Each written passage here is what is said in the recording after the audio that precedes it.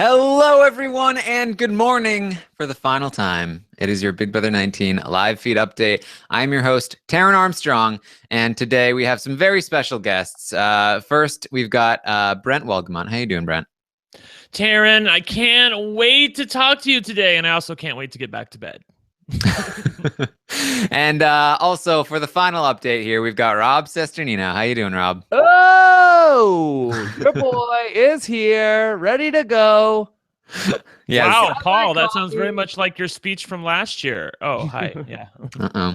Yes, we are here to update you on everything that's going on the live feeds, as little as that is. But we're also here to talk about Paul's game. We're going to run through it as we've done with Josh and Christmas. A lot more to talk about with Paul. So maybe not as granular. We're going to talk maybe a little more big picture.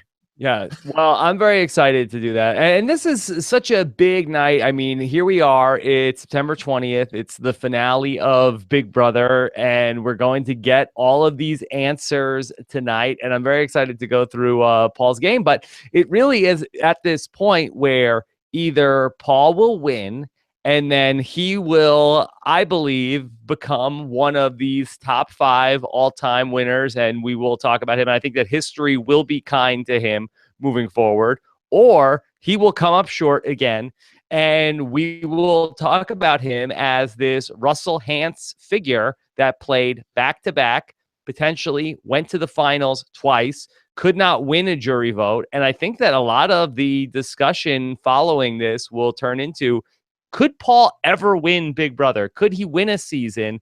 And why has he lost these jury votes back to back? And he has these 2 trajectories that he could go towards in only a matter of hours that are really going to define his legacy as a Big Brother player. Yeah, I think that's probably true, even though I disagree probably with both of those trajectories. I'd probably, in true Fancy Fencerton style, say it's somewhere in the middle. But basically, to update you on what's happening on the feeds here, Josh has essentially confirmed the fact that he will be taking Paul to the final 2. So unless something changes between last night and tonight, we will be seeing a Paul and Josh final 2. That is what it seems to be. Josh also talked to the cameras. He's super happy about being here. This is his dream, all of that stuff. They've been practicing their final 2 speeches. I don't think either one is really going to make much of a difference. But that's basically what's been going on, Brent. Yeah, and it was sort of interesting listening to Josh yesterday. I had not really realized it. I had sort of considered it, but I was like, well, maybe I missed something because I haven't been paying attention to the feeds a lot because there hasn't been a lot going on. But Josh just decided to start doing his final 2 speech yesterday. And girl, we got problems. Like I don't know how it never dawned on him before that, you know, this little house you've been living in, it's coming to an end. And if you're planning on taking Paul to the end, and Paul, you know that Paul is like 99.9% going to take you to the end. Josh has seen this coming from 3 weeks ago that Paul was going to take him to the end. I don't know how you could not have been preparing before now, but he just decided to yesterday. It seems like Taran, after he saw that Paul was practicing his final 2 speech. Yeah, it was funny too because Josh had been asking Paul, like, what do we do for the final 2 speech? Like, what happens there? And Paul's just like, oh, I just kind of wing it, and like trying to prevent Josh from doing any practicing. But he did practice a little bit. Again, not super great here. I don't think Josh is going to be like winning any votes in the final 2 speeches by any means. I think he could lose a vote. I think he could turn a win into a loss. It's like Gina Marie levels of bad. It's really terrible, Rob. Like it's like, well, what is he saying, Brent? Can you give us a preview? He's like talking about, I played a strategic and social game. I won competitions when I had to. I put targets on other people's backs. That does not sound like his game. He didn't put targets on anybody's backs. He put targets on his own back by getting into fights with people. I wouldn't say he played a social game at all. Strategic. I mean, he was Paul's lapdog the entire time. He does not seem to recognize that. He seems to recognize that Paul and him, he thinks that Paul and him have both played aggressive strategic games. That's how he sees his game right now. I'm afraid that there could be like snickers and titters from the jury. Whoa. So I think that it doesn't matter what Josh says. Okay. He could get up there and read the phone book. I think that Okay. tonight's vote will be an up or down referendum on Paul. And I do not think that he will potentially lose any votes based on what he's saying, barring a complete disaster where he wets his pants up there. I think that he will probably just the jury will be deciding whether they hate Paul or not. Well, I do think there's maybe something to the idea that, like, if the jury is so soured on Raven and Matt because they refused to admit that they got played and they weren't masterminds, that if Josh goes up in the final two and essentially starts being Raven and saying, I was a mastermind of this season, that maybe some of that anger toward Matt and Raven, instead of going toward Paul, will end up on Josh. I do think that may be a possibility if that's what we're looking at. I hope not. I hope Rob's right, and there's no way that Josh can blow this if he does have a shot at winning here, because I feel like with Josh, if there's a way that he can blow it, he will. You know, and with Josh and Paul, just to go back to this potential Russell Hantz angle, that I could see Josh as a little bit more of the Sandra figure here, and not to dare insult the queen by comparing her game with Josh. But I think that Josh is the person who's more likely to shut down a Matt or a Raven if they get up there and start talking about how great Paul is. And if anybody comes on the attack to him, I think that he is pretty likely to just, you know, in the same way that we've seen him get in these confrontations this season. If someone comes for him in the final two, sometimes the jury likes that. I feel like they like that enthusiasm and that fire. And so it could be interesting where I feel like that Paul will be very tentative in the final two and just stick to his talking points, where I think that maybe Josh could be the person who ends up tapping into the momentum and the energy of the night. I'm not totally sure about the fact that Josh would be willing to shut somebody down. I mean, I hope he is. That would be great. I actually think that would work for him. I'm thinking he might be a little bit too nervous or a little bit too deferential to the moment to do that. Remember that, you know, this is taped in front of a live audience, and Survivor's like, you know, out in the middle of a jungle after you've spent 39 days with these people and you're still all dirty. So there is that. The one thing I am positive about, though, is that Paul will go down his laundry list of talking points. I actually didn't realize it until Matt Lagori tweeted Paul's speech from last season, Rob, but last season's speech sounds a lot like this season's speech with a few numbers changed and the fact that he's a vet. I mean, it is absolutely amazing that it's the same damn speech and he's going to give it the same damn way. Yeah, and I remember people saying, like, "Oh, Paul's speech was so much better than Nicole's. What a great speech it was." Very much not the case. I was one of those people. Yeah, I think all Josh needs to do is, like, again, like I said, he talked to the cameras earlier in the morning and he was explaining, like, it's my dream to be here. I'm so happy that I got to experience this. This is so amazing for me. Like, do that in your final two speech. Explain your passion. You are a human being. That's who you are. That's the one strength that you have. And Paul, he looks like just like a vet robot. Like, make him really stand out that way. Show just how enthusiastic and grateful you are to be here. That is what's going to not lose you votes. I don't think it's going to necessarily win you any votes, but it's not going to lose you any votes. Taran, I think he gets there. I think that this is the same guy still that when I spoke with Robin Cass the other day, that she was talking about how even in casting, when she went in, oh my God, I can't believe it. The same guy who flipped out when he met Ika, the same guy who flipped out when he met Big Jeff. I think that if he's sitting there in that final two, I don't think he's going to even remember whatever speech he's coming up with right now. I think he's going to fly by the seat of his pants. And I think that that's actually going to be better for him than whatever he's coming up with right now. All right, fingers crossed. Yay. I would agree that it would be much better. I mean, he's also talking about, like, Paul, he didn't do anything in this game. I did all the moves. Like, I don't know if the jury's going to like that.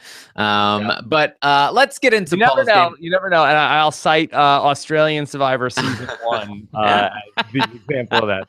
You know, so let's get a delusional person up there and like, maybe. Yeah. All right. Well, let's figure out whether or not Paul has done anything by going through Paul's game. It all starts back in week 1 when Kevin takes that $25,000 temptation and allows Paul into the game, where he has to give out some friendship bracelets. He interviews people one by one. He ends up giving the friendship bracelets out to Ramses, Jessica, Dominique, Elena, Mark, Kevin, Raven, and Jason. Interestingly enough, both Christmas and Josh not given a friendship bracelet. As, you know, obviously Alex wasn't either. Some of his most loyal allies not given a bracelet here, but doesn't really matter because he's able to win them over anyway. He doesn't have a vote in this thing where they vote out Cameron, and then they've gone to the HOH competition. But Brent, what were your thoughts on the friendship bracelets? Do you feel like he played this well?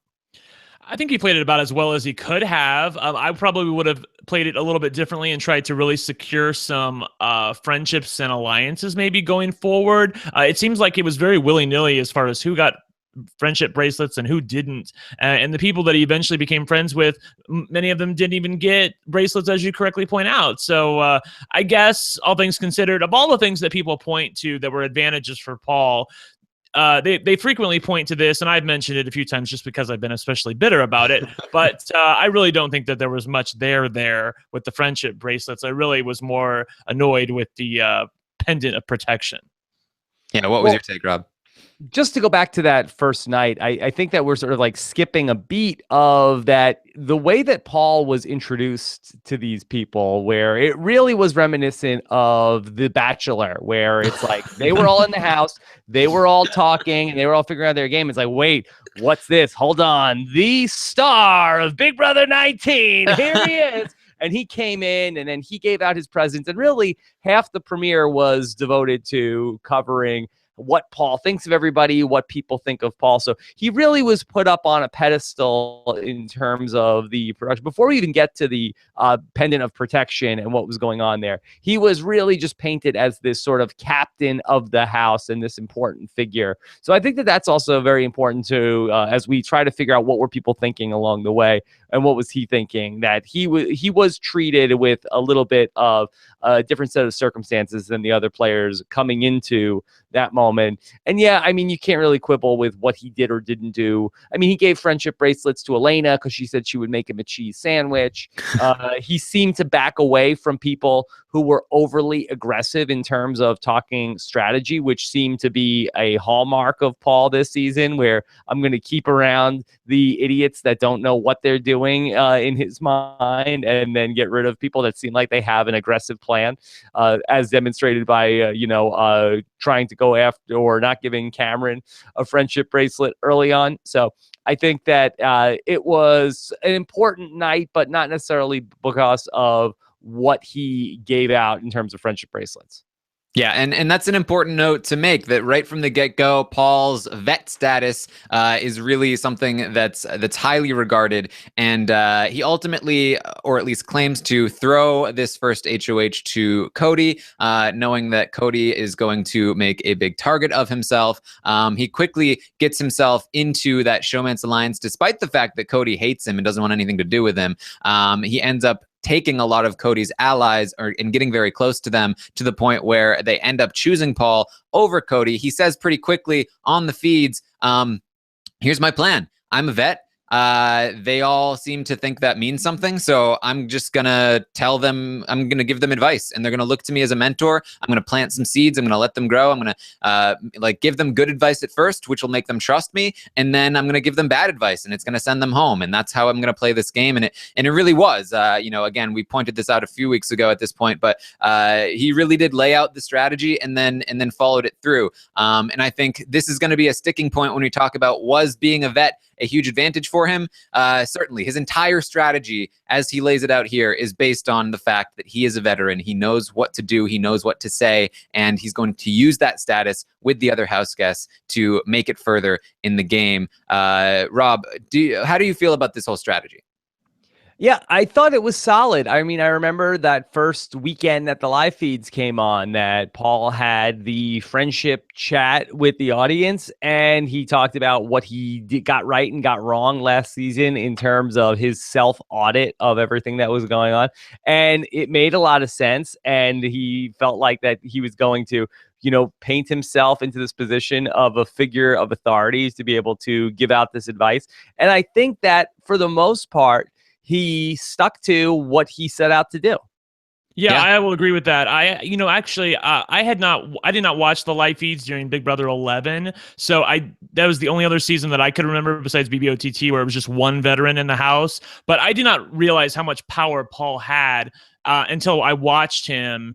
And the fact that he was the only veteran, that was especially problematic for everybody else because there was nobody else around to challenge whatever he said. I mean, if there was 4 veterans in the house, like in Big Brother 18, then at least there's other people who are fighting for the money and everybody has sort of, a similar plan about, well, I'm a veteran and maybe people will treat me and carry me further and that sort of thing. But Paul was the beginning and the end. It was the alpha and the omega as far as the strategy in the house was concerned early on. And he really had an advantage and he played it up accordingly.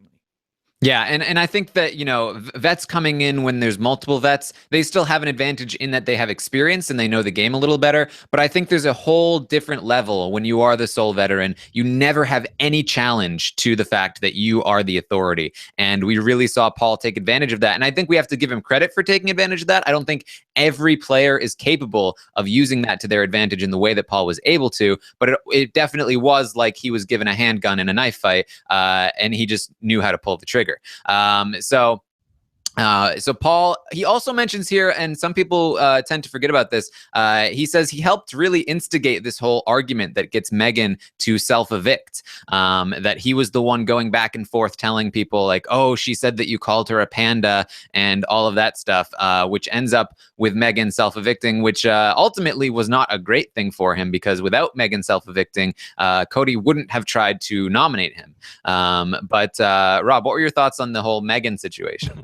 Yeah, I mean, it does speak to this strategy which Paul is implementing the whole way, which is ultimately the little finger strategy, where he is going to, create these wars between people in the house and not necessarily knowing how it will play out ahead of time, but knowing that he's going to probably be positioned best to ride out the chaos. So, yeah, I honestly, I don't have a strong feeling on whether or not this was a great move or not by Paul to get Megan out of the house because Megan, Megan, and with all due respect to Queen Jillian, just turned out to be such non-entities. It's hard to really get a sense of what they would have been able to do had they stayed in the game.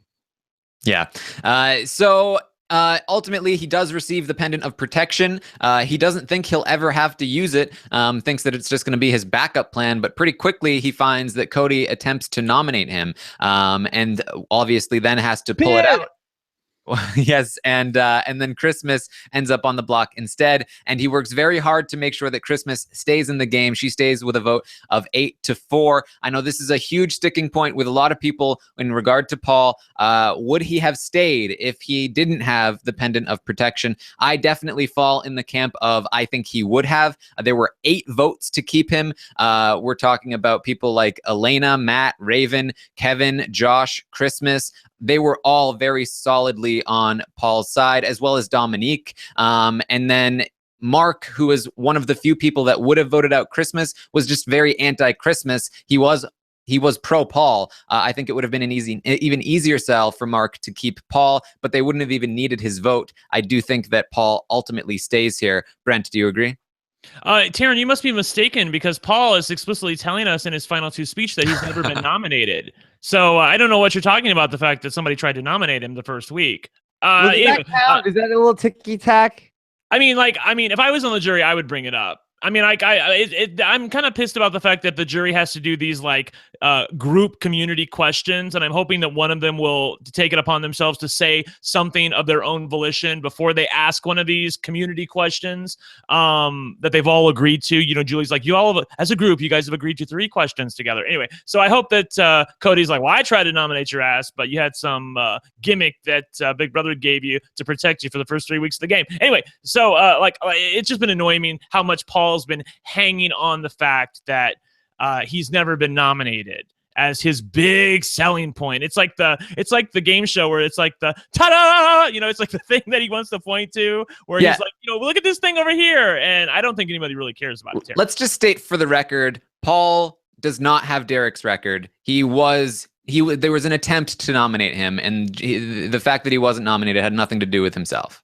Can I just jump in real quick with something about the jury format tonight? I think that it's probably irresponsible to say today at this point that we know how it's going to play out. Don't forget that tonight is going to be a 2-hour finale. In the past, we've had a 90-minute finale. Dr. Will has sort of led that roundtable session that Dr. Will is going to be hosting these interviews for CBS Facebook page. So it sounds like that maybe they went in a different direction in terms of that jury final night of deliberation. So it's possible. We saw Survivor in season 34 change the way that their final tribal council was structured. I think it's possible that maybe we see more jury questioning and they bring that back into the game a little bit. Maybe there's a correction. Don't get your hopes up. They're probably going to just do more montages, but it's possible we spend more time with the jury. Good point, Rob. I actually think that the more questions that are asked is to Paul's detriment. I think that the faster this goes and it clicks along, and I feel like that is to Paul's benefit. So if everybody gets to ask a question, if there's more time, I don't think that's going to help him whatsoever. Yeah, well, I'm very excited at the prospect. I mean, if it's more jury questions, maybe they're going to do a little bit of a reunion after the winner is announced. These are all things we've been asking for a long time, so I'm sure we're not going to get them. But back to the question at hand. Brent, do you think that Paul would have stayed if he had been able to be nominated? I guess he would have stayed. I have to think that part of the reason why people were so reticent to take a shot at Christmas was the fact that Paul was leading the charge to keep her, and they wanted to make sure they were so fearful of Paul. I was watching Jessica's Instagram from last night, and she was talking about the power of Paul as if it was a religion in the house early on, and people just didn't want to go against that, especially the first few weeks, because they were so enamored with him. Of course, it would become even more of a problem as the weeks went on. But I think that there is a bit of a difference, with all due respect to you, Taran, insofar as taking a shot at Paul's second in command, Christmas, and then dealing with him if you're wrong, or taking a shot directly at Paul and trying to get him out of the house. I feel like there may have been more room for Cody and Jessica to maneuver people's votes if it was Paul directly going out of the house, as he's a vet. He's already won $50,000. This is our season, guys. Don't make the same mistake every other season is made. But there was no way they could do that. They had to live with, even if they voted Christmas out of the house, they knew that there was no way they could get Paul out of the house for the next 3 weeks. So I have to feel like that, like the pendant of protection combined with Christmas not being on the block instead of Paul, that all led to the fact that it made it look a lot easier for the Paul side of things to prevail. I agree that it definitely made a difference, but again, like when I look at the actual votes, like people like Mark, who maybe could have flipped, that was pretty rare. Like the people that stood by Paul were the people that had a better relationship with Paul. Dominique. Okay. Look. All right. Look, if I have to make a call right now, of course I think he would have stayed, but I think that there was room to maneuver there if he didn't have that damn necklace. Yeah, yes. So ultimately, Paul is able to rein everyone in. But here's the one thing I will say: if I do think Paul would have stayed, But I do think it would have been a detriment to his game because Alex would have been campaigning against him in that week. Instead, Paul was able to obviously get in with Alex in the next week, and we'll talk about that very, very shortly. But if Alex had voted against Paul and had to campaign against Paul in order to keep Jillian, I think that does some damage to that relationship that Paul isn't able to, do quite as well with Alex. And that was a very, very vital relationship in his game. So I do think this was a big advantage in the fact that he was able to prevent Alex from having any bad feelings toward him. Rob, what do you think about that? Yeah, that's interesting. The butterfly effect of it all, that Paul was always able, though, no matter what happened, to be able to, even if, he had a disagreement with somebody, to win them back over. So I don't know if it would have been an ultimate deal breaker in terms of Alex's love for Queen Jillian. I think he could have won her back over eventually, but it's that you change one thing, you change everything. Yes. All right. So moving on to the week 2 HOH. Paul has this thing thrown to him. He pretty quickly targets Cody when everyone is on board with this. He tells Ramses to use his curse, put himself up on the block, and then tells him to throw the veto. And he also gets Josh and Alex to volunteer to be pawns. And as he does this, he also solidifies some great relationships with them. A secret alliance with Alex, a secretive relationship with Josh, and really this is the week that he sets up his entire empire, so to speak. Brent, how are you feeling about his game this week? I was feeling good about his game at this point in time. Actually, I was a little bit pro Paul at this point. Looking back on it, this was the beginning of the end for me, Taran. This like hearing you recount everything that happened. Yeah, right. I mean, hearing you recount everything that happened during week 2, I'm like, this is where it all started. Like the things that we were complaining about with, like, a running competition being thrown to Christmas, and Josh being thrown that Final 5 HOH, things like that, the veto being thrown, all those sort of things. It all started here. And I thought it was funny that they were all giving him their tickets. And little did I know that I was going to be seeing this for the rest of my time on Big Brother 19. Yeah. I mean, it really was like this. Paul did a lot of work with this HOH. Very much like Derek taking Devin out, Cody was the house target. So Paul was able to use this HOH to solidify relationships with everyone in the house. There was a very straightforward plan. He followed that plan to a T. It really helped it really helped garner trust with every single person in the house. And ultimately, Ramses doesn't throw this veto competition. And so Paul is able to make him, Ramses is the next villain. After Cody goes, it's Ramses. And that really is another part of Paul's strategy that starts to be implemented with this week, which is there's always a house target. It's very effective for Paul when there's a house target and he's able to lead the charge there. So, this week, again, it's really the start of everything, Rob. Yeah, I will say, though, in the real time of it all, and, it sounds like in the retelling, like, oh, it was all so easy. It was such an obvious move. I remember at that time thinking, like, okay, well, Paul obviously has not learned the lessons from Netta from Big Brother Canada. He has a pendant of protection. He's safe for 3 weeks. All he has to do is lay back and not be so aggressive right now. He's overplaying his hand. He's taking on too much, but he really did a great job of setting his game up for the long haul with this aggressive approach. It's not how I would have played it, but he came in with this very blitzing approach to take over as much of the Big Brother 19 game board as he possibly could. And it was remarkably effective. And I think we have to give him a lot of credit for getting into the position where he was, where Brent, in poker terms, that he's got this huge stack by the end of week 2. Yeah, a huge stack. And he's the kind of player who really knows how to use a big stack. Like, he was the kind of player who I think felt more comfortable playing from ahead and trying to make sure he holds on to everything and be willing to use those chips to gather more chips and gather more friends and gather more people that are willing to follow him. I will say that it's a little bit disturbing to me that Ramses became the odd man out because of the fact that he wouldn't throw a veto competition when he was on the block. I remember feeling aghast at that. Like, I mean, that was the moment where I started to root for Cody and Jessica. And I think that's where everybody else started to root for them as well. Because as much as I hated them during week 1, I sort of didn't like how Paul was running everything. And it was like, oh, how dare you try to win the veto when you're on the block, Ramses? It was very just, a little bit unbelievable for me. And I was like, come on, really? Like, this is a kid. It's his dream. He's on the block and you're telling him he can't even try to win the veto. I think that Ramses inadvertently helped Paul by sort of half trying, half not trying to win that veto, because he sets himself up as the next man down, basically. But I don't think Ramses realized it at the time, and certainly Jessica didn't. Yeah, I mean, it was at this time that we were saying, like, is Paul being way too aggressive? Is he doing a Netta, or is he Derek, or is he Paulie? And I remember talking about Paulie, and it was like, with the poker analogy, Paulie would just like burn all of his chips away constantly with dumb moves. And it felt like, is Paul going to do the same thing? He's being so aggressive. But this really was a case where Paul was a bit smarter about how aggressive he was.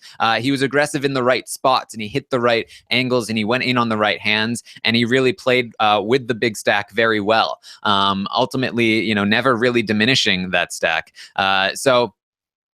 Basically, by the end of this week, we have Cody telling Paul that Mark and Dominique were in on the plan to backdoor him week 1. This is going to be the beginning of the end for both Dominique and eventually Mark. And then Cody is, in fact, evicted. So going into week 3, we see Alex winning HOH. And despite Paul's urging that she should target Ramses, she decides to not do what Paul wants and go after this Showmance alliance. But Paul does have a little bit of sway, and he sort of points the target in on Dominique. He's not happy with her talk show the previous week, where she gave Cody a platform to talk about his game and throw people under the bus.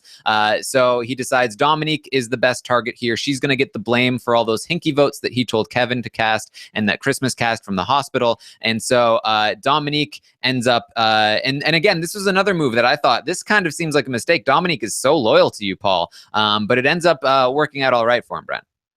Yeah, I don't know. I mean, this is the point in time where I really started to get anti-Paul, because he again was just really controlling you said everything. That a couple times already. I know. Well, it there took were levels. Here's the thing. It took a while for it to take. Like, there were moments in time where I was like, oh, I don't really like Paul this time, but I guess he's okay. And I liked him last year. And then it was like, I needed another reminder and another reminder and another. And I'm like, oh, I really hate this guy. Like, this is terrible. This is awful.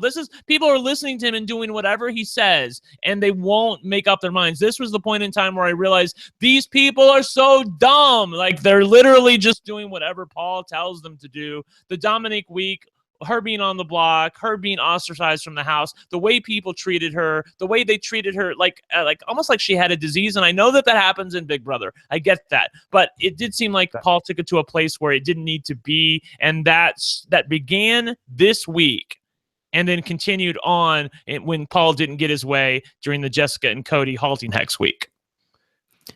Can I jump in with something about the Dominique debacle? I mean, it really was a gambit, because had Dominique been somebody who was more articulate and able to present a coherent argument, this really could have blown up in Paul's face.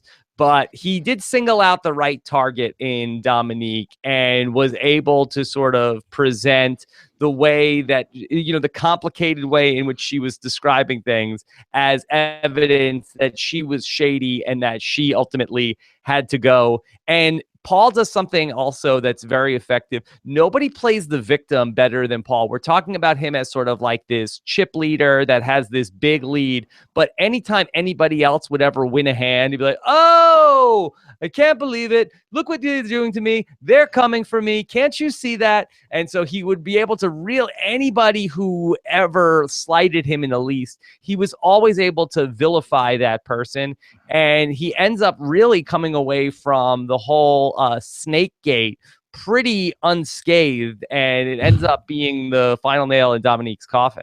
Yeah, thank you for reminding me about that. I was watching Jessica's Instagram last night, Instagram Live with all the other pre-jurors, and it just reminded me how infuriated I was with Dominique during the week that she was on the block, because, Rob, she's absolutely learned nothing. The fact that in her retells and what she was trying to get across to the people who were in the hotel room with her at this time, she was like, I told... When Paul came out, I had a discussion with him, and, I didn't tell him exactly what I was thinking. I wanted to hold some stuff back, and, he asked me some questions, and I was like, I don't know if it's that person. It could be that person. Could be this person up here. Like, she's doing the same thing that she did during that week. And thank you for reminding me how frustrated I was. When I was watching this on Instagram Live, I was like, if you would have just been honest, if you would have just been a little bit articulate, which you're completely capable of doing, you might have been able to save yourself before the train went off the tracks. But once you started being shady in front of these people and not telling them the truth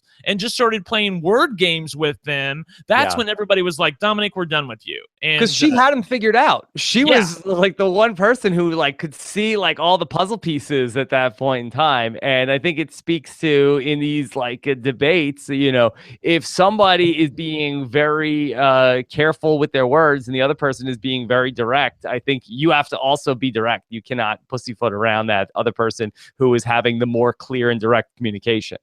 Yeah, and ultimately, I do think that, again, despite the fact that I initially hesitated with the idea that maybe this was maybe not a good move for Paul, I think Dominique was the right piece to remove. She did have a lot of influence over some of these people. And as soon as Dominique leaves, Paul basically has control over the entire house, minus Ramses and Jessica, which is a pretty impressive feat for week 3. And yes, as we mentioned, as soon as Dominique goes up on the block next to Jessica, she quickly realizes that Paul is behind this, that he has betrayed her, but she can't articulate it. She can't figure out how to say it in a way where people are going to believe it, which is not to say that like people weren't ready to believe it. Not that I think they particularly were, but it's to say that she just like couldn't talk. Like she just, there's a guy and he's got snake-like tendencies.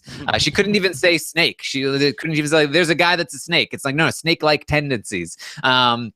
And it didn't work for her. And as you guys mentioned, like Paul is really just able to completely shut her down. And this, like between week 1, where he completely turns the entire house around Cody, sends him home the next week, and then this week where Dominique comes from Paul, and Paul is able to completely shut her down and send her home this week. By now, people are very scared to go after Paul in any way. And that's going to show its face very quickly in week 4, when Jessica wins the HOH after Cody returns to the house. And during this HOH competition, Paul has basically encouraged Josh to torment Jessica and Cody while they're playing in the HOH, both to, prevent them from winning, hopefully, but also to put the target on Josh in case one of them does win. And of course, when Jessica wins, she immediately goes after Josh for being so aggressive and annoying, as well as being a little bit scared to go straight after Cody and make the same mistake, or straight after Paul and make the same mistake that Cody did. She wants to try and appease the house a little bit. This is potentially Paul's finest week, I think, Rob. On top of that, Taran, I also think it's been understated all season long how big it was for Paul that Cody came back into the house, because at this point, we're starting to talk about Jessica rising in the ashes of Cody going out the first time. We were sort of in the real time right about the fact that Cody coming back into the house was going to be bad for Jessica's game. They're going to end up going back into the HOH. But really, Paul is able to paint them as the resistance in the house. These are the two. They're the bad guys this season. We all need to stand united against them. Had it been just Jessica, I don't think that he would have been able to do that. And I think that maybe there might have been more concern for what Paul was doing at this point in time. But Cody and Jessica back together ends up being the perfect distraction from where Paul is standing in terms of what to get everybody else focused on. Yeah, Taran, in the political world, they talk about appeasement sometimes and how you never want to be one of the countries that ends up in a situation where you're appeasing the dictator of another country, because it's basically a no-win situation. And that's the situation that Jessica found herself in with Paul. She was very scared to go after him. She felt like the house was somewhat against her, but she was unwilling to recognize that fact. And because of that, she picked the only other person in the house who was not under the spell of Paul and Ramses to put up on the block in a strategic, huge miscalculation. Again, I heard her talking about this on the feeds last night. And I know we're talking about Paul's game, but this really helped out Paul's game, because she said that Mark and Elena would not make a decision. They continued to teeter-totter with wanting to maintain themselves in the middle of the house. If they would have just drew the line and said, you know what, we know we're on the bottom here. We know we've got problems. We want to be with Jessica and Cody. She thinks that Ramses would have come on board and she would have been able to save him from the block, and they would have had a 5 going forward. Again, I don't know if this is fan fiction or not, but Jessica was laying some of the blame at the feet of Elena and Mark for being unwilling to totally cut bait with Paul and the rest of the house, and not realizing this strategic misplacement that they were in. And because of that, she makes a mistake here and Paul gets his way. Pretty masterful. Yeah, and I don't know how much blame we can place on Mark and Elena. I mean, I feel like this really was Jessica's move to make. She didn't have to put Ramses on the block. Exactly, and we don't know how much influence Paul had directly on Jessica and Cody to put Ramses up on the block. It obviously was exactly the move he would have made if he was HOH. So it seems like obviously he'd have a fair amount of influence there. But we didn't have the feeds at the time. But at the very least, we can definitely say that Paul's demonizing of Ramses the past few weeks, making him the house target, is definitely what gets him up on the block to some extent, because the reason that Jessica and Cody think that putting Ramses up as a pawn is going to please the house is because the whole house wants Ramses out. So ultimately, it is Paul's work that gets Ramses up there. Paul convinces Josh to play dead. He convinces Jessica and Cody that he's on board, that everyone is on board, that Josh will be going home. He flips the house. He evicts Ramses. Very solid work. I do agree, Rob, that I think if Cody hadn't come back into the house and Jessica had won this HOH, I think she teams up with Ramses, and I think she puts Paul up on the block. I don't think Paul goes home. I think that whoever she puts up next to Paul probably goes home. I don't think Ramses would have been happy with the idea of nominating Alex as the pawn, and Alex as the pawn is the only way Paul would have gone home there. So I think they would have taken a shot. I don't think it would have worked, but it would have been something. But with Cody coming back into the house again, he remembers, oh no, we need to do things differently this time. They overcorrect, they try to please the house, and it really backfires. Again, I do feel like this is one of Paul's finest moments in the house. This is really the moment when he should have taken a huge hit, and instead it's a huge win for him. The other thing that I've heard politically speaking lately is that the only thing necessary for evil to flourish is for good men to do nothing. And I feel like this is where it began here, because these people were totally willing to go with whatever the house target was, not realizing that, one day the house target's going to be you. Like, if you're the one who's not in control of deciding who the next house target is, and it says here that people weren't, they were just reacting. They were Paul's dogs. They didn't realize it, but they should have, because they had no hand, they had no agency in determining who was the next target in the house, or who might be the next target in the house. I know that some people thought they did, but they didn't, Taran. They had no real say over it whatsoever. And because of that, when Paul decided that you're going to be the next target on the list, they were totally unprepared for it. Yeah, and this is when he starts to leave Elena and Mark in the dark. They are now on the outside of this Showman's alliance that has shifted into the Paul and Friends alliance. And Ramses does go home here. Going into week 5, Paul wins HOH again and decides he's going to put Jess and Cody up on the block, despite the fact that they're telling him they've got this power that's going to protect them anyway. He essentially says, I'm calling your bluff. I'm putting you up on the block. They really, Cody really, decides to attack him in the HOH room. Paul attacks back, and Paul makes a huge deal out of this, leading to many different fights around the house, ultimately culminating in this plan to antagonize Cody so much that maybe he'll blow up on somebody. And if he blows up on somebody, maybe Jessica won't use the halting hex on him. This is the biggest controversial week. Paul definitely has a lot to do with it, even though he wasn't one of the people actually doing much of the instigating himself. Rob, what were your thoughts on this week? Well, this is leading up to the week when we did the live show in New York. So it's definitely, leading up to the week that the halting hex was going to be used. We were having a lot of discussion at the time about, did Paul misplay this in terms of Jessica has the halting hex? Similarly, we were talking about, did Jessica misplay this? Does she need to have that conversation? She's mad at Paul after these nominations. She's like, you idiot. Why didn't you talk to me before you put us on the block? I would have told you that we didn't have the halting hex. We said, well, why didn't she talk to him before we had these nominations? But you're right about the controversy. This is like the Brent referred to Paul's minions as his dogs a couple of minutes ago, but this is the week that literally that gets back to Paul, and he tells everybody, okay, go in the backyard. You're my dogs. Show them you're my dogs. Bark like dogs. And we see Raven, woof, woof. And so it's not great. I mean, I do think that Paul, one of the things that he has done well, and we have sort of been able to see sort of the connecting the dots of, he has put people up to do some rather heinous things this season. It's not him doing it. And I feel like that he feels like he's able to sort of like wash his hands of sort of the bad behavior, but he is the person who gave a lot of these orders of the bad behavior that's gone on this season. Yeah, for sure. So, I mean, as we mentioned, this week ends up being a bit of a dud week because Jessica does use the halting hex. I do think that Paul made the correct decision here to put up Jessica and Cody and flush out this power. It definitely works out for him, and it really, he couldn't leave Jessica and Cody in the house much longer. They knew what was up. If they won HOH again, they absolutely would have targeted him.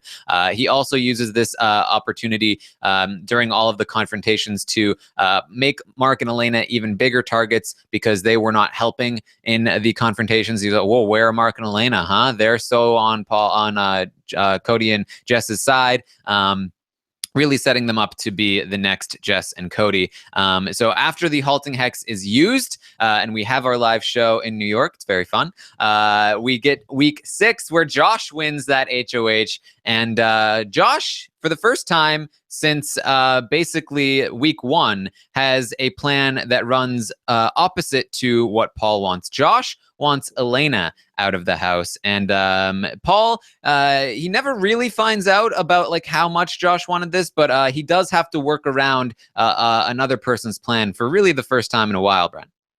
Yeah, this was the week where I really didn't really understand what was going on until you and I talked about it on the live feed show or the roundtable maybe like less than a week ago, or it wasn't even the roundtable this week, where you basically illuminated me to the fact that Christmas really wasn't in on the plan with Paul to get Jessica and Cody out of the house, that she was really more concerned about Elena at this point, that she was telling Josh, this is your HOH, don't listen to Paul. And I was all excited thinking, oh, there's finally some anti-Paul sentiment in the house. No, bitch, that's not what was going on. Christmas was just butthurt that Elena was getting all fancy schmancy with her man Paul, and that's why she wanted her out of the house, and it was really nothing more than that.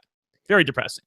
I just thought of something. Would you think a better question for Christmas after the finale tonight might be, so Christmas, what do you think of Paul telling the live feeders about how he has feelings for Elena? What?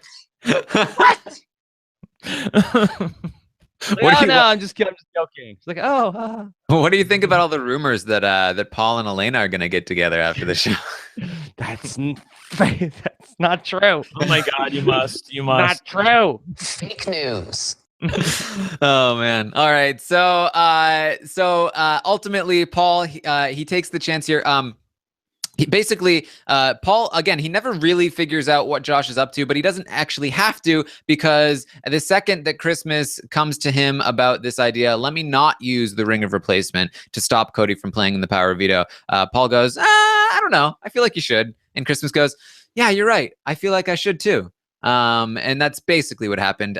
Christmas ends up using the ring of replacement, which basically ruins any chance of any sort of plan to not get Jess or Cody out, because Jess and Cody freak out about the fact the ring of replacement is used, and it becomes very clear that they're never going to be able to work with Christmas or Josh after that point. This is the point in time where I really started to hate Christmas as well, because she was saying for the longest time, I'm not going to use the ring. I'm not going to use the ring. And of course, I knew in the back of my head that another reason why she shouldn't use the ring is because the ring had no expiration date. She could have used that ring all the way up to Final 7 in order to get somebody like Paul out of the house. You know, what a novel thought. And of course, Paul recognized this fact, and he told us that in his diary rooms. This is the point in time where I really hated Christmas, because she was so effing smug with Jessica, and like she didn't want to use the ring, but then when Paul finally convinced her to, and she did use the ring, she was all like, you know, again, ta-da! My turn. I know, right? My turn. Yeah, look what I did. I made the big move. I did this, you know? And I mean, like, and you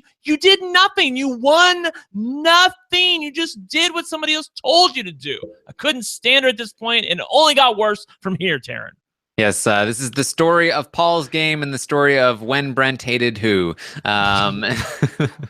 Yes. So yeah, ultimately, Paul he railroads this entire week. He makes sure that it goes according to his plan. Jessica does go home, and we head into week 7, where Alex wins the HOH and targets Cody. This is a pretty straightforward week. Paul, again, now that Cody is up on the block, he has control of the entire house, except for the 2 next targets, Elena and Mark, who are starting to question him, starting to feel like maybe we should go after Paul. He talks about his endgame plans, that he hopes that he'll never be nominated. He's going to win particular competitions. He's going to throw particular competitions. He's going to take Josh down to the final 2. And he's basically laying out the rest of his game that he follows pretty much to a T, with some slight alterations along the way. But I think the other important thing to note here is that everything that we've talked about to this point has gone Paul's way, that there's not one bounce or dribble of the ball that he would take back. But now the jury starts. And if Paul ultimately does not win the game tonight, it will be because of the way that he handled not just getting people voted out, but the way that he handled the people that were leaving the house. And so I think that we should definitely, as we talk about these people going out now, just sort of talk about like what their feeling about Paul is as they're leaving. Yes, and I think it's important to note this, because Cody leaves the house saying that he's going to be voting for Paul in the final 2. So Paul does it right all the way up until Cody leaves. If Paul ends up not getting Cody's vote tonight, it's because something happened after the fact. It's either something that Paul did with Mark or in the house, or maybe it really was the Raven and Matt thing. We'll try to keep track of that as we go. But yeah, for the most part, this is a very straightforward week for Paul. He's basically got all his plans in place.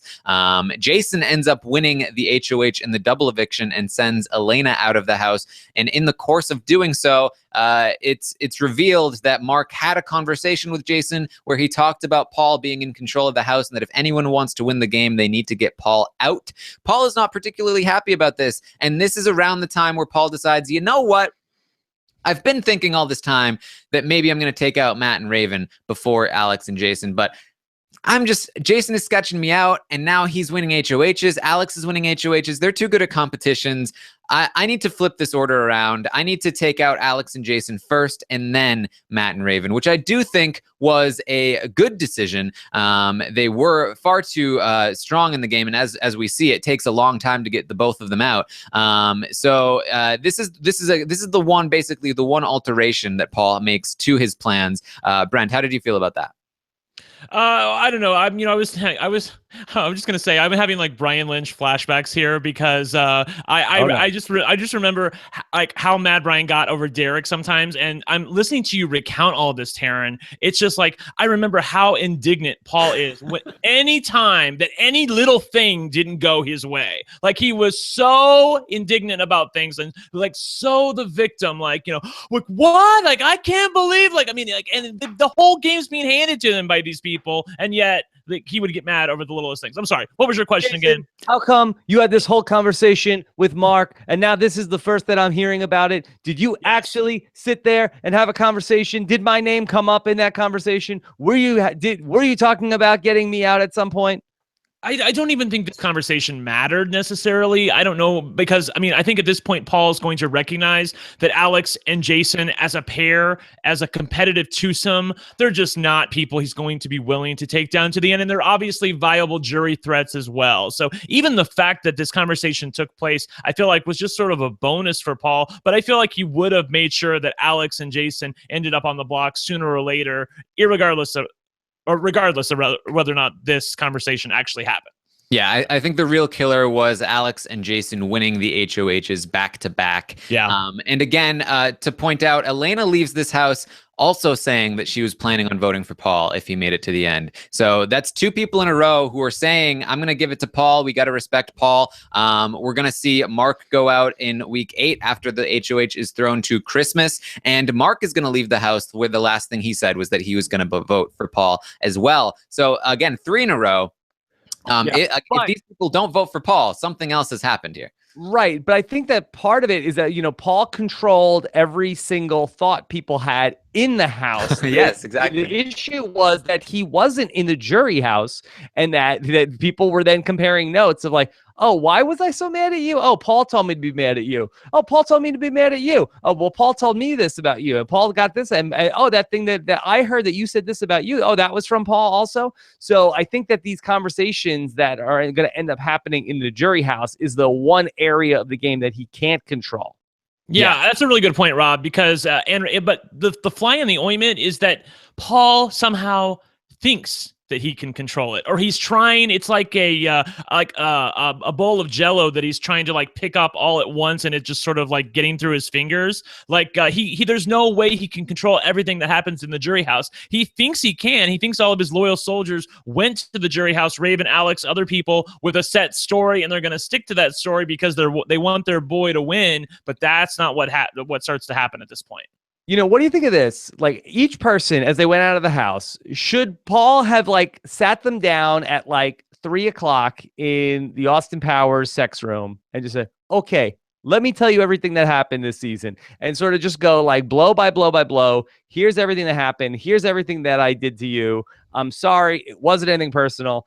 Basically like do his personal jury speech with each person on their way out the door, rather than have them go out the door believing one thing and then getting completely illuminated in the jury house a different way. Yeah. I absolutely. I mean, I think that he could have done that in goodbye messages as well. It's a little less risky, but I mean, honestly, the way that most people left the house, they were rolling over and dying. Like they already assumed that Paul was doing all of those things. So if Paul told them, they would have been like, yeah, I figured.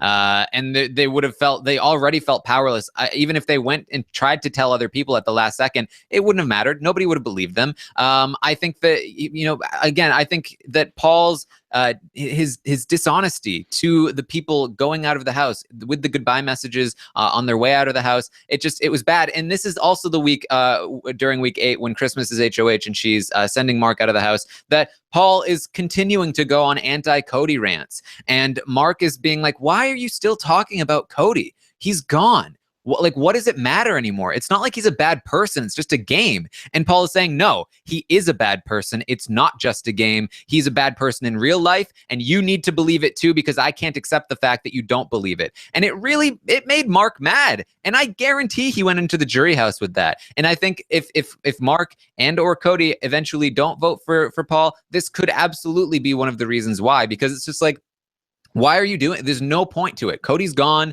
You don't have to say he's a bad person in real life. This is no good. Mm-hmm. Right.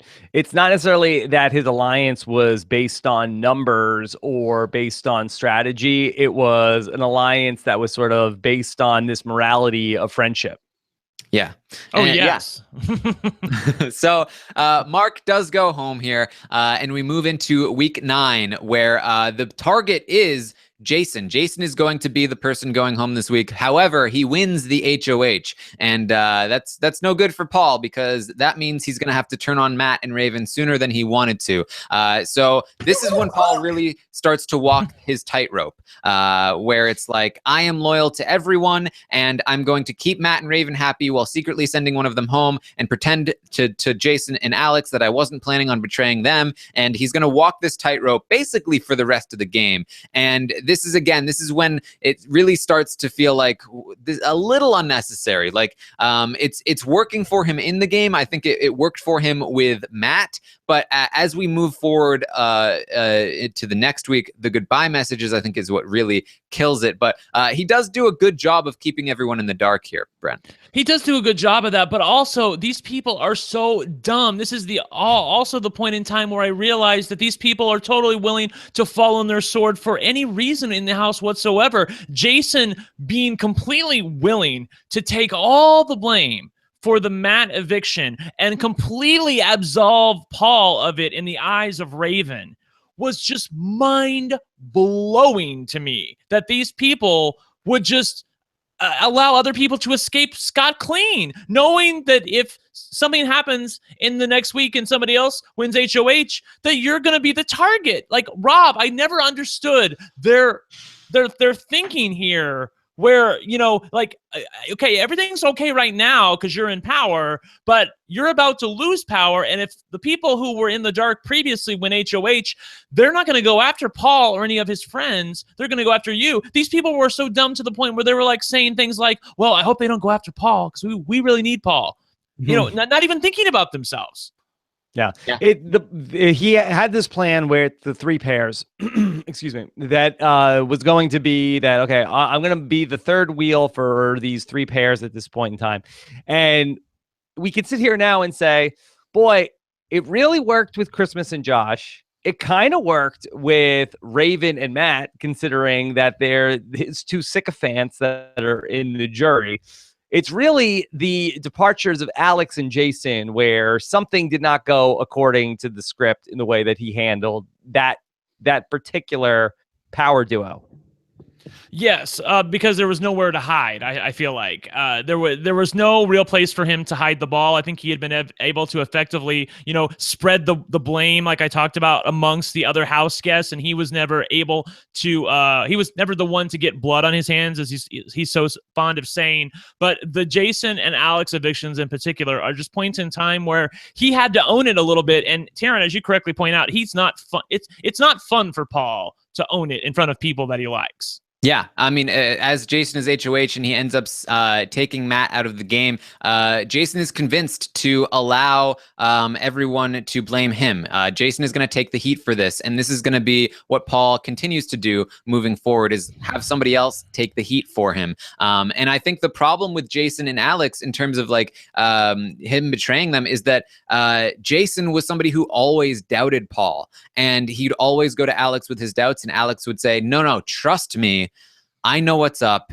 Paul is all about friendship. Like the combination of all those things where it's like once Paul betrays friendship, which is like something out of the game for Alex, then Alex is going to feel super bitter about that. And on top of that, she's going to feel super guilty about the fact that it's on her that she convinced Jason to listen to Paul. And if we see Alex is bitter in this jury, I think a large part of it is that. And I mean, I think we have seen that Alex is bitter. Something we haven't talked about is that they released some photos of the jury members who did some painting, and Alex's painting was like #TrustNoOne, counterfeits, friendship is a lie, like a crazy person has written all over the wall. It really was. Yes, Yeah. It was like a crazy person had written it. I mean, she tried to cram so many things in there. Things like, I got you, not unfaithful. I mean, like, I at one point Very grumpy. It was. I don't know if like she was trolling us here with like how bitter she was, but it seemed to me like that her, like I said, her bitterness has only grown as she has taken up residence in the jury house. I'm Yeah, very and upset about this whole thing. I think that has to do with the fact that she has to interact with Jason, and I think there's a lot of guilt there, and I think that Jason may have flipped Alex. We talked about it on the roundtable, like where is Alex's vote going to go? After seeing that jury house photo, I think maybe even whether or not the rest of the jury is bitter as well, I think Alex might be voting with Jason here. I think she might decide I don't want Paul to win. A little bit of an interesting thing to keep in mind here with this cast is that we have not really commended any of them so far this season on their personal accountability. And it's sort of easier to say rather than, oh my God, I blew it this season. I had a shot. I could have. It's easier to say, oh no, Paul lied to me. Paul duped me. So I would have, I was smart. I knew what I was doing. Paul lied to me. It's his fault. I need to make him my scapegoat of why I didn't win the season, as opposed to, yeah, you know what? I blew it. Paul got me. Let me tip my cap and give him my jury vote. And part of me wonders if, we talked about this on the Psychology of the Dictatorship podcast with John, where it's like part of how Paul was able to take control is by absolving people of their responsibility. They felt like the responsibility was in the group, was with Paul. Like he was the leader, and anything they did, they didn't hold moral responsibility for. So it only makes sense that they'd continue along that line of thought once they're in the jury house. Like, I'm not responsible for my loss. It's the group's responsibility. It's Paul's responsibility. So that may be a factor that we need to look at if the jury is bitter at Paul and not bitter at Matt and Raven, because that's a whole other story. So Jason ends up taking Matt out here, and then Christmas is thrown the HOH the next week. She goes straight after Alex and Jason, but Alex is so snowed at this point that even though Christmas was very straightforward, she still believes that she is not the target because she's believing Paul. Paul is feigning ignorance. He's saying, oh my God, I'm going to get backdoored. He wants to make sure that everyone knows that he had nothing to do with this. Ultimately, he has this elaborate plan that Josh isn't a fan of, but Paul decides to go through it anyway, where he wins the veto. He uses it on Alex and then votes with Alex to keep Jason, knowing that Jason will be sent home, and then pretends again, oh my God, I'm so shocked. Josh, you were the worst. He fakes a fight with Josh. And then in the goodbye message, he says to Jason, I don't know what happened, man. I don't know what happened. If you're seeing this, I don't know. They went rogue. We're still boys. This is Gumpy. What is going on? I have no idea. I was going to say really quickly that this was I think this was really Paul's finest hour, but there were a few turds sprinkled in here because the double eviction itself, the fact that he got his intended target out of the house, and he had this elaborate plan set up to vote 2-2, which I thought was crazy. I thought a lot of things could have happened with that plan, but it worked, and everybody else willingly went along with it again and kept everybody in the, like Alex and other people in the dark about what really happened and who was in on the plan. Paul had planned for the worst. The worst happened during the double eviction.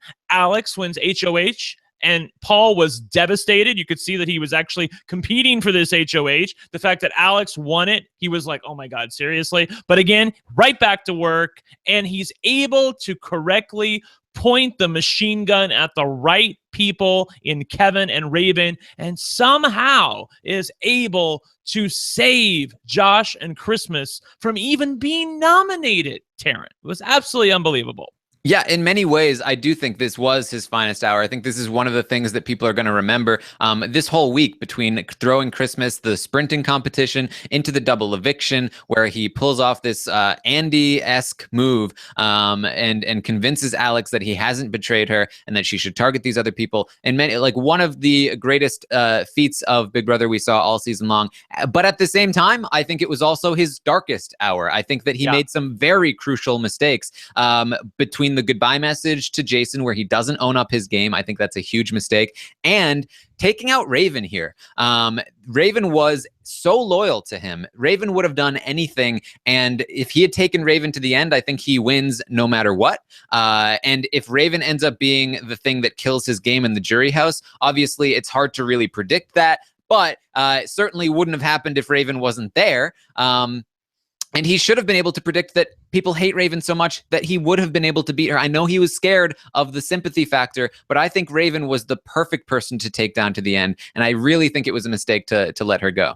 I agree with everything you're saying there, Taran. And I also think that, just to go back to, yes, it was masterful what he pulled off during that double eviction lead up and the week. But I think another mistake that happened at this point in time was that he never fully got Josh on board with this plan, leading Josh to have those conversations with Jason in the hot tub when he's crying. And ultimately that goodbye message that Josh leaves for Jason that night, I think is going to end up, if we go back and Paul does not win this game tonight and there is a bitter jury, I think that this night in particular was the beginning of the end for Paul as the winner of this season. Yeah, and that's important to point out, too, because Paul and Josh have talked about this, and they're both lying to each other about what they have told people who were going to the jury. Paul's been asking Josh, so have you been gassing them, making stuff up? And, of course, Josh is like, yeah, totally, especially with Jason. But, of course, that's not what's really been happening. Josh has been telling the jurors the truth. And I think that Paul's really going to be in for a surprise tonight when he finds out that he's been being played by Josh. Paul does not react well when he's being played by other people or when he feels like he's been had. If he feels at all had by Josh, having lied to him and exposed the fact that he was in a Final Three alliance with the two of them, I think that could be problematic for him. And also the fact that Paul was unwilling to face the fact that even someone as loyal as Raven, once her game is done, she's not going to go to the jury house with her marching orders. I mean, Paul was talking about like Alex going to Raven and getting their stories straight. I mean, Raven's out of the game at this point. She's lost her chance at $500,000. Even if she likes you, Paul, she has no incentive to continue to play the game in the jury house. She was honest with Jason about who was in on the plan with Paul and who wasn't. And she indicted Paul and said he knew about it. And that's where I think some of this anti-Paul bias might have started. But yeah. Go ahead. And if Raven was sitting against Paul in the final two tonight, that we would be talking about a lock 8-1 vote for Paul to win the game. Yeah, I agree. Paul is my buddy. Exactly. Also, I forgot to mention, I mean, Matt obviously leaves the house planning on voting for Paul. I love it that you forgot about Matt. And Jason is the first person to leave the house not planning on voting for Paul in the final two. Raven ends up leaving in this double eviction, also planning on voting for Paul. So, I mean, really, these first three evictions, Cody, Mark, and Elena, they respect Paul's game. They know enough about Paul's game that they don't feel lied to by Paul. They don't feel like they've been made a fool of. I don't think they have a whole lot of reason to be bitter, except for the trash talking. Again, when Paul is trash talking Cody to Mark, I think that could be what sours those three. And then after those three, Paul is trying to play them for fools, and he's really disrespecting them. He's lying to them in goodbye messages. He's letting other people take the heat. If we see them bitter about that, that could be the reason why from this point on, these people are bitter. So, can I say one thing really quickly? The one piece of information that I never got to see Raven get, and I have to believe at some point she's gotten this information from Alex when she arrived at the jury house, is that Paul was the reason she went home. She's been saying she's in a Final Three alliance with Paul, that her and Paul were running the show, that she was the puppet master of everything. And she's never, ever been willing to face the fact that Paul betrayed her. She thought that the one vote to save her came from Paul. It did not. It came from Josh. Alex is certainly aware of that fact. Look, I know that we're sitting here going, there's a couple of idiots who are just going to vote for Paul no matter what. But on the other hand, I haven't really seen Raven acknowledge the fact that Paul was the one who got her out of the game. Paul is the reason she lost her chance at $500,000, not anybody else. And I feel like that there may even be room to maneuver there once she realizes that. I know, regardless of what we've heard. Yeah, there was another interview with Alison Grodner where she pointed to Raven and Matt specifically as people who were setting their feelings aside and trying to vote for the best player. If we want to read into that, we can maybe assume that obviously Raven has found out and she's saying, you know what, that doesn't matter. We should still vote for the best player. Still gonna vote for my butty. Yeah, exactly. But even then, I don't think that's setting their feelings aside. I think that's like sticking to the feelings that they had of loving Paul. Right. Yeah.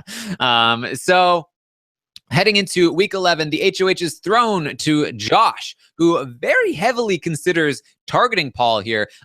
Ultimately, I don't think Paul would have gone if he doesn't win this veto, but he does win the veto, so we'll never know for sure because the plan ends up failing there. And because he wins this veto, Paul has to be the one to break the news to Alex. I'm not using the veto on you. It was a very hard conversation for him, and he doesn't handle it particularly well because, again, he's not very honest in the conversation, leaving plenty of room for Alex to be mad all over again once she gets to jury. And this is, again, another weak point, I think, in Paul's jury management. Alex does leave the house thinking that she's going to be voting for Paul, but there's a lot of bitterness there, and it's very easy to see how that may have established itself once she reached the jury house, Rob. I'm so stupid. Yeah. We got to see a little bit of that fallout the night after she went out, where she thought that, Jason thought Alex was responsible. Then Alex ends up with the assist from Raven, getting to explain to Jason, no, it was all Paul.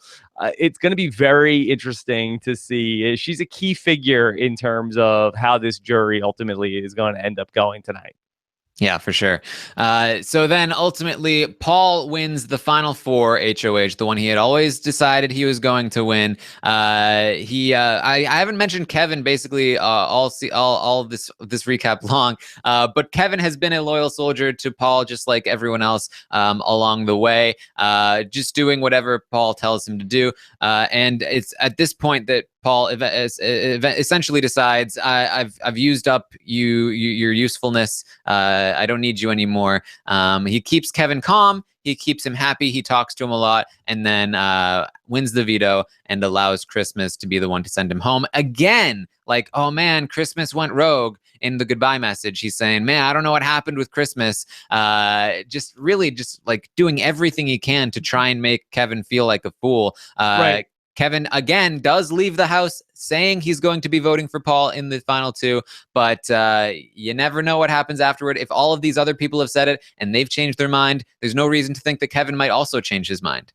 Yeah, it's definitely possible he's changed his mind, especially if he got a chance to go to the jury house. And it looks from the finger painting that he did at least spend a day with them. The one thing that I wanted to bring up is, and I talked about this on Monday, but I really think it bears repeating here again. Arissa Cox said, in your goodbye messages, if you are lying to people and then they eventually figure out that lie and they associate that feeling of humiliation with you, that's not a good look headed toward the final two. And I really feel like that's where Paul went wrong with some of these goodbye messages, by making these people, by basically treating them like idiots. And then when they later find out, oh my God, he was like totally treating me like an idiot, he was lying to me the entire time in the goodbye message of all things, I feel like it's just not a good look for him, Rob. You think that he should have gone with your beloved Karen strategy for the goodbye messages? And that would be I never liked you. You were terrible to live with, Kevin. Okay, yes. Let's talk about that really quickly. Insofar as his treatment of Alex and Kevin, I do feel like, especially with Alex more than anything, look, Kevin's never going to get mad at anybody. I don't think, especially someone like Paul, who says, look, you're just too good. I can't beat you in this game. If Paul would have had that discussion with Kevin would have been like, yeah, I get it, man. You got to play your game, girl, bye. But Alex is the one where I feel like Paul really, really miscalculated Taran, because he never gave Alex the opportunity to sort of blow up in the house. He never took, because he wasn't honest with her. He didn't tell her everything, because it was his need to control everything moving forward that stayed his hand. He wasn't honest with Alex because he was planning in the eventuality that if Kevin out of nowhere won HOH at the final four, then he would have a backup plan. But of course, that was never going to happen. And even if that did happen, Paul's always going to win the veto against Christmas and Josh in the final four anyway. So I never understood him not at least being honest with Alex here and telling her the real story, because because of the fact that she never got to blow up in front of Paul, then that anger only boiled. It was like a low simmer on the stove. And then when it got to the jury house, I feel like it might have exploded. Yeah, very, very possible. I do find it interesting that you've taken this finger painting thing as like definitive evidence that Kevin must be interacting with. Like they don't have the finger painting technology to individually finger paint while they're in sequester. Like they can have more than one finger painting set. I don't understand why you think. You really think that Big Brother, the same place that makes you pay for Gina Marie's stitches, because that they sprung for 7 different sets of finger paints. You at 7 different hotel rooms. You really think this? What's like a couple dollars for finger paint and paper? I'm just saying. I mean, all right. Gina Marie had to pay for her own damn stitches. I don't know what you're talking about. Look, I'm not going to finger paint by myself. I'm only going to finger paint in a group. That's how we do it in Boston. Oh man, yes. So moving into the final week, this week, Paul's final move, he has in fact convinced Josh to take him to the final 2. We talked about this at the top of the show. He's essentially guaranteed his spot in the final 2. We've been criticizing his decision to take Josh to the final 3 all season long, but ultimately, when it came down to it, he was able to make the sell and get Josh to take him. I do still think that it was a fault in his game to have a misread on Josh. Josh has been planning on cutting him all season long. Paul didn't know that. He didn't know it's okay that Josh isn't going to cut me. I'll convince him at the final 3. Paul was under the assumption that he had already convinced him, but ultimately, it doesn't matter a whole lot if he's able to get it done anyway. So, you know, this is the end of Paul's game here. He's either going to win next to Josh with the jury, or he's going to lose to that bitter jury. And I think we outlined many of the ways that he could have been at fault for that. There's also the possibility that we've outlined where they're so mad at Matt and Raven that he loses, in which case I wouldn't say he's as at fault. So again, it's pretty hard to predict and control that. But either way, going through this Paul's game, especially compared to Christmas and Josh, I mean, Paul was the driving force for every single week. He controlled every single outcome. There wasn't a single decision that didn't run through Paul. He, without a doubt, whether he wins or loses, was in control of this house from start to finish. I have to say really quickly that listening to you recount Paul's game and now having listened to the whole thing, I'm actually less mad than I was when we started like an hour ago. That's good. I mean serious here. I'm not joshing, so to speak. I really am very.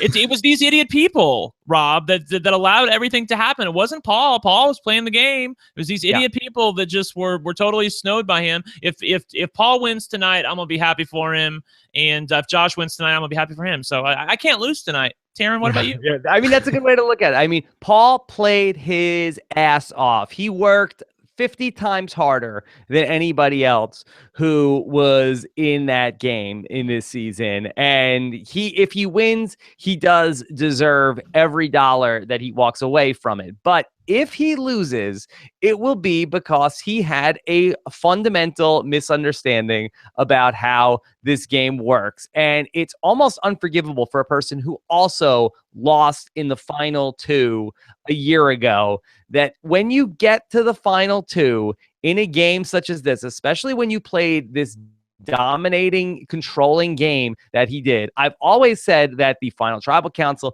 the final 2, you are a magician all season long. You are pulling off masterful, magical moves the entire season. But at the end of the magic show, it's time to come clean about, okay, this is how I did this trick. This rabbit was actually in my jacket the entire time. It was sleight of hand. I pulled it out. You guys didn't see. You were looking over there, but there was a distraction.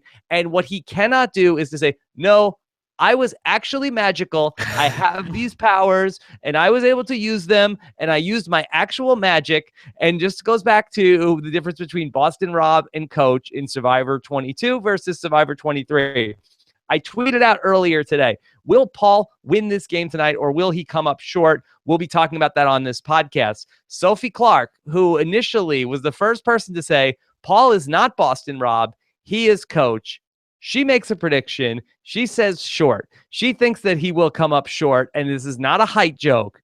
It will be fascinating for me tonight. All eyes will be on Paul. Will he own his game finally? Will he be able to give this honest speech to these people? Will he treat them as equals and human beings for the first time this season? Or will he continue to look at them as stepping stones to his eventual victory?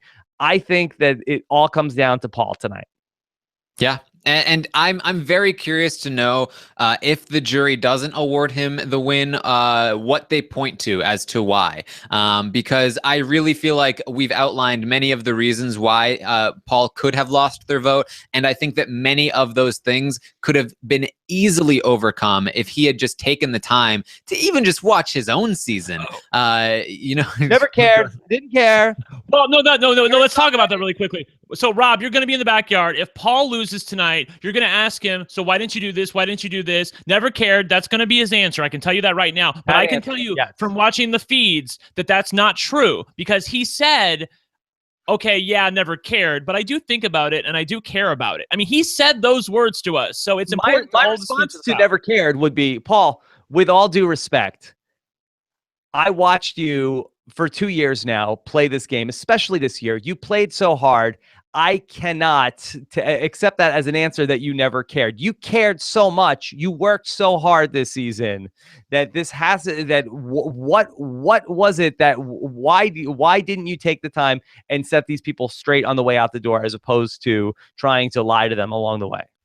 Yeah, and I think what Paul is going to say if he loses is, what more could I have done? Because as we pointed out, almost every single person left the game planning on voting for Paul. And I think he's going to point to that and say, look, I did everything that I could. They all were going to vote for me the last time I talked to them. There's nothing I could have done to change that. And I think it's going to be very hard to get through to him and say, well, actually, there were a lot of things that you maybe could have done, including just be honest with them, because even though they were telling you that they were going to vote for you as they left, they were doing that under a false pretense. They were under the assumption that there was a different truth. And when they went to the jury, they found out the real truth. And that gave them an opportunity to change their mind.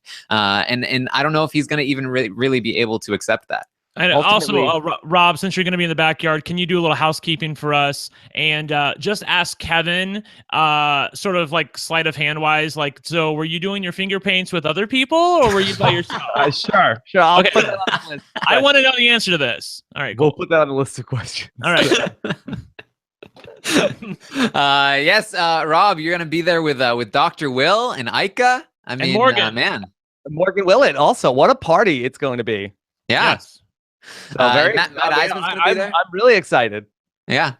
All right. So that's Paul's game. Unless you two have any more thoughts that you want to bring up before we wrap this up.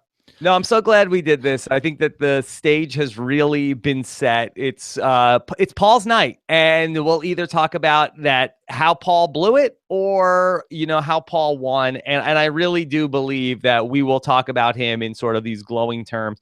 I think that we'll talk about him. Taran, I know you want to put him more in the middle, but in terms of the dominating direction of the game, that he just completely controlled everything that happened in that house for 90 some odd days. I think that that he should be put up there as a top 5 winner if he's able to pull this off.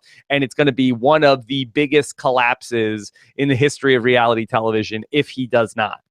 Yeah, I think we might need a little bit more distance to evaluate Paul's game properly. So, I mean, I'll at least allow for that possibility, because you're right, it is a pretty dominating performance. If he does go on to win, I think more than anything, I'm really glad that we did this, because it allowed me to see basically how hard Paul was playing the entire time. Taran, there were things that I forgot about him putting targets on Dominique and how she talked, and Jason outing the fact that he had that conversation with Mark. I mean, they're just things you forget along the way. I forgot how bad some of these people played. I forgot how good in places Paul played. I forgot many things about what happened during the double eviction, how masterful that was, and also a couple things that he did wrong along the way. So it was very fun to go through this. I'm glad we did. Can't wait to see what happens tonight. Yeah, and I've enjoyed these morning updates so much. Everyone that's been here, there are some regulars that are here every single morning with me, and I'm very glad that we have a record, like historical record of thoughts every single day as to what's going on in this house. So if you have any doubts about like what was happening in this week, just go back and listen to that dated podcast. Yeah, we got the receipts. Yes, just like I got the receipts for you. Yes. One day, Paul will go back and listen to every one of your morning updates, Taran. Yeah, I don't know about that. Very confident. But yes, it was so much fun, and thank you everyone who's listened to these. It's really it's been so great, and these have been so successful, and people have loved them, and I've loved doing them. I look forward to continue to do them moving forward to Celebrity Big Brother and Big Brother Canada 6 and everything in the future. So and thank you guys for joining me here. Yeah. Taran, can I also just commend you on the outstanding job that you did? That these turned out to be so much better than I ever could have imagined when we first started talking about. I think it would be great if we had some sort of daily morning update. You turned this into such a thing. I never in my wildest dreams imagined that you would have a perfect attendance in terms of covering this, that there was not a day that either you did not show up or that the show didn't go on. And it really is absolutely amazing. You were, so dedicated to it. And I know how much I got a lot of emails from the listeners about what a great job you did. And you never lost your mind over the course of the whole season. And that's amazing. So really, kudos to you, Taran. And again, excellent work for another summer, Brent. And kudos to you for, even though you may have lost your mind a few times along the way, you always got it back. And you seem as coherent as ever. Thank you very much. Yes, it's been very fun. I will tell you a little bit of inside baseball here at Rob as a podcast, that when Rob was talking about doing these things and I was talking to him on the phone about it, he was like, make sure you guys keep it professional. Like, I don't want you to be there drinking at 10 in the morning. Like, hey, just do what Paul did last night. I wasn't worried about you, bro. I know, yeah, but it turned into something really great and professional. And Taran, you've done a great job. Thank you. Yeah, I mean, it's the whole experience has been great, and I look forward to continuing these in the future. It gave me something to look forward to every single day. So make sure you tune in tonight. We're going to be recapping the season finale of Big Brother 19. We're going to find out everything that we've been speculating on for the last 3 to 4 to 5 or however many days. It's going to be great. So make sure you check it out. Also, I spoke with Lita on the Taran Show. Very deep and a little bit dark conversation, but very important, I think. And I really want to commend Lita. She really opened up and was very brave with what she talked about. So check that out if you're at all interested with my conversation with Lita. I also recorded about the season finale of American Ninja Warrior season 9 with Lita, and that will be out hopefully sometime today. And you can check that out. You can find me on the episode. I was there in Vegas, so lots of stuff happening there. Rob, do we have anything else coming up in the pipeline? Well, we have so much Survivor stuff right now. It's been a challenge just to fit it all in before the start of the Survivor season. Of course, we dropped the 4th edition of the great work that Taran has done on First One Out with putting that all together. What Josh Wigler ended up getting in Fiji, all about the Hustlers tribe. That's up on robasawebsite.com right now. Plus, we just posted another one of our interview previews that Josh got with Ben and Allie. In addition, that Nicole and I have always done a Survivor season preview going back to Survivor Nicaragua, which was 15 seasons ago. This time around, that we had just so much Survivor stuff in the feed that I ended up posting it on our Patreon feed as part of the weekly podcast that Nicole and I do on Patreon. But because I didn't want to take anything away from people who've had that podcast for all these years, even though it's in our Patreon podcast feed, you can listen to it for free if you go to our Patreon page. If you go to robasawebsite.com/patron, just scroll down. It's the first post that is there. You can listen to that completely for free. A lot of fun going through the season with Nicole. Nicole and I made our picks for the winner of the season and had a lot of fun going through that last night. Yeah, and let me just say about First One Out. When we started doing this series, I think both Josh and I, the thing we were looking forward to most was these final parts for First One Out. Now that we've gotten through the cast previews, there's a lot of behind the scenes stuff that is just fascinating for me to listen to when I listen to this stuff. There's a lot more room for the fancy editing and stuff. So very much looking forward to releasing these final bits of First One Out. I hope you guys enjoy them. They're the parts I've been looking forward to the most. So hopefully you guys enjoy them as well. But I want to thank you all again for joining me all season long. And, we're going to see you next season. All right.